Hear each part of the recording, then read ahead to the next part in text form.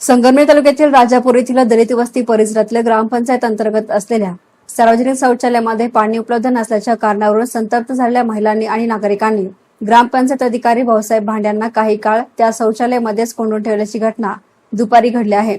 विविध विकास कामांचा शुभारंभ करण्यासाठी आमदार अमोल खताळ राजापूर येथे आले होते, तेव्हा दलित वस्तीमधील नागरिकांनी अनेक मूलभूत समस्या त्यांच्यासमोर मांडल्या होत्या।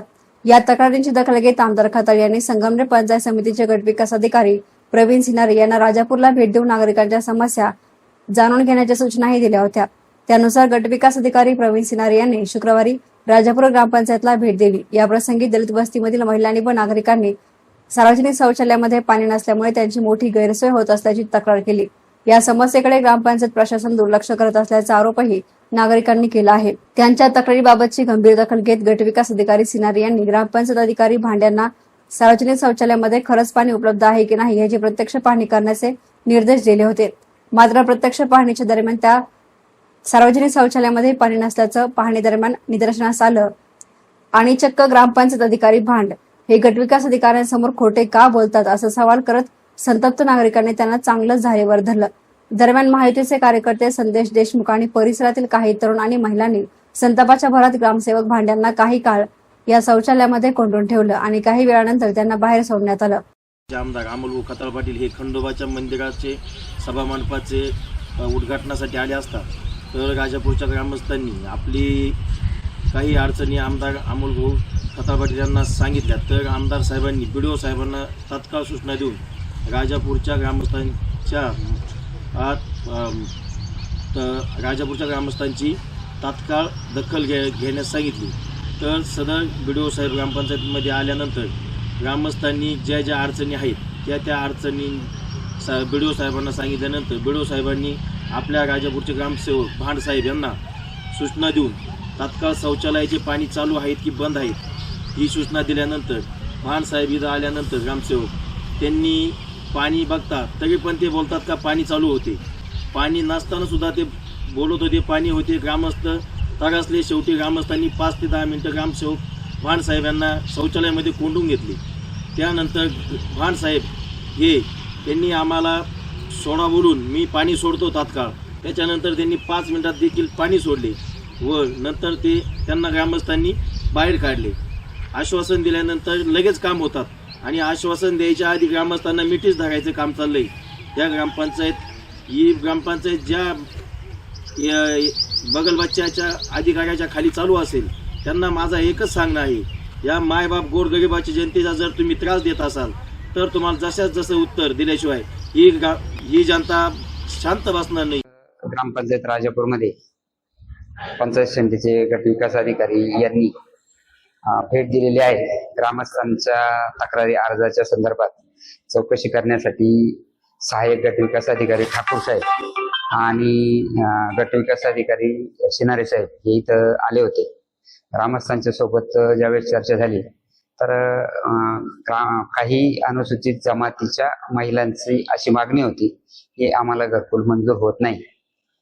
BDO साहेबांनी ज्यावेळेस मला त्या प्रश्नाचं विचारलं तर त्यावेळेस मी त्यांना सांगितलं की या ज्या महिला घरकुलाची मागणी करताय तर यांचा सर्वे मागील वर्षी ऑनलाईन सर्वे झालेला आहे आणि त्या ऑनलाईन सर्वेमध्ये या मागणी केलेल्या सर्व महिलांचे आपण हे केलेले सेकंड स्टेजमध्ये या पंचायत समितीच्या मार्फत त्या ज्यांनी ऑनलाईन अर्ज केलेले आहे त्यांचं व्हेरिफिकेशन पण झालेलं आहे आणि आता ज्या शासन स्तरावर ज्यावेळेस वेगवेगळ्या सूचना येतील तर त्याप्रमाणे कार्यवाही ग्रामपंचायत निश्चितपणाने करेल।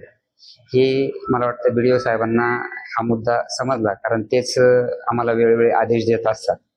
नंतर दुसरा ग्रामस्थांचं म्हणणं असं होतं की स्वच्छ भारत मिशन योजनेअंतर्गत जे सार्वजनिक शौचालय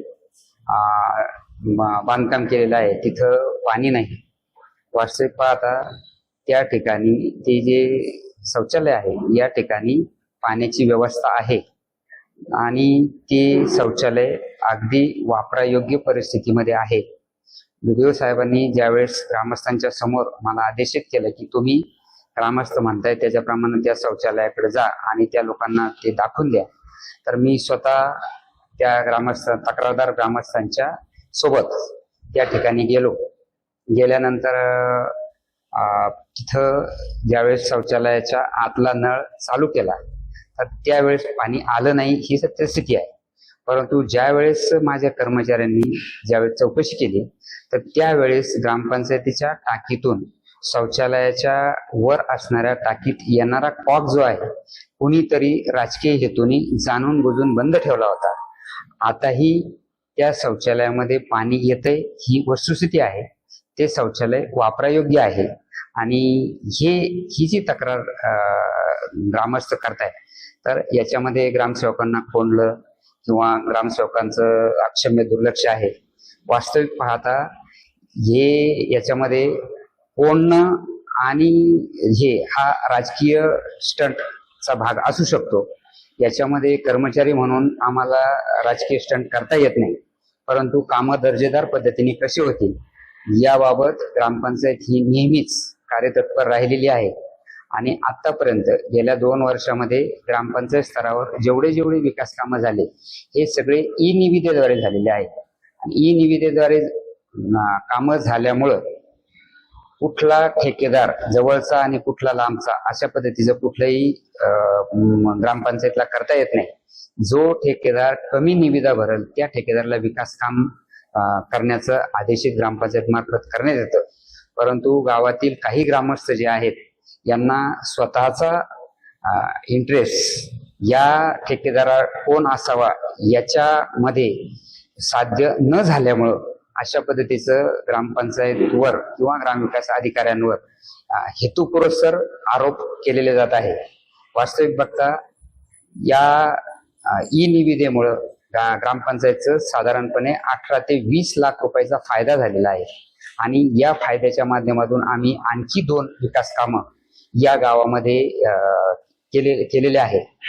आणि ग्रामपंचायत राजापूरमध्ये सर्व ग्रामपंचायतचे कारभार हा ऑनलाईन पद्धतीने चालतो. कुठल्याही पद्धतीत तालुका क्षेत्रामध्ये सगळ्यात पारदर्शी कारभार जर कुठला असेल तर तो ग्रामपंचायत राजापूरचा आहे. वास्तविक पाहता जे आरोप ग्रामविकास अधिकारी म्हणून माझ्यावर केलेले आहेत किंवा ग्रामपंचायतवर जे आरोप केलेले आहेत हे राजकीय हेतूने केलेले आहेत असं मला वाटतं.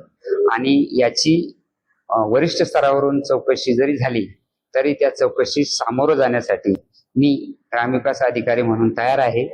एवढंच या निमित्तानं सांगू इच्छितो. एसआर मीडियासाठी प्रतिनिधी गोरक्षणे, संगमनेर.